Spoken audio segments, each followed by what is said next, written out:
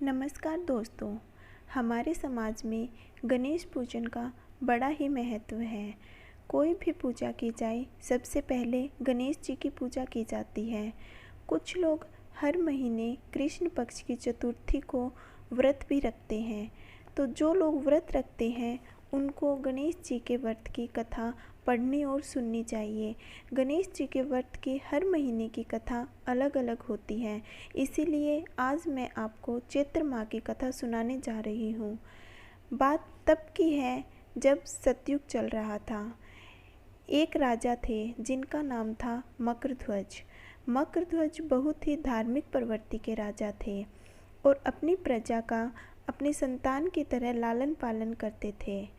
उनके राज्य में प्रजा बहुत ही खुश और प्रसन्न रहती थी। राजा को उनके गुरु मुनि याज्ञवल्क्य के आशीर्वाद से एक पुत्र की प्राप्ति हुई। राज्य के राजा मकरध्वज थे, परंतु राज्य का राजकाज उनका एक मंत्री संभालता था। मंत्री का नाम धर्मपाल था, जिनके 5 पुत्र थे और उन सब का विवाह हो चुका था।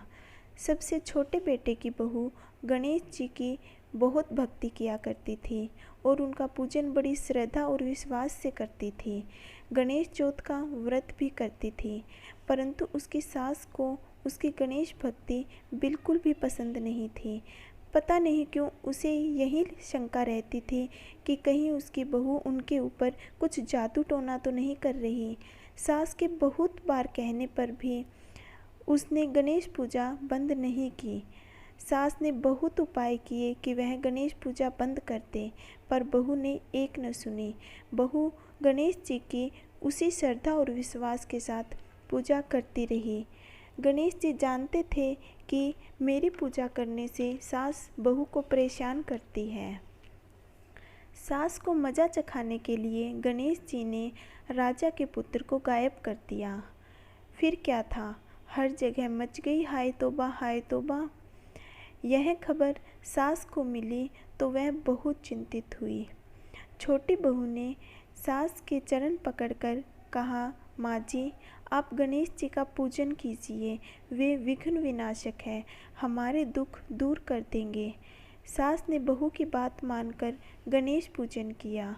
उनके गणेश पूजन करने पर गणपति जी प्रसन्न होकर राजा के पुत्र को लौटा दिया। जो सास अपनी बहू से हमेशा नाराज रहती थी, वह उस पर प्रसन्न रहने लगी और साथ में ही गणेश जी का पूजन भी करने लगी।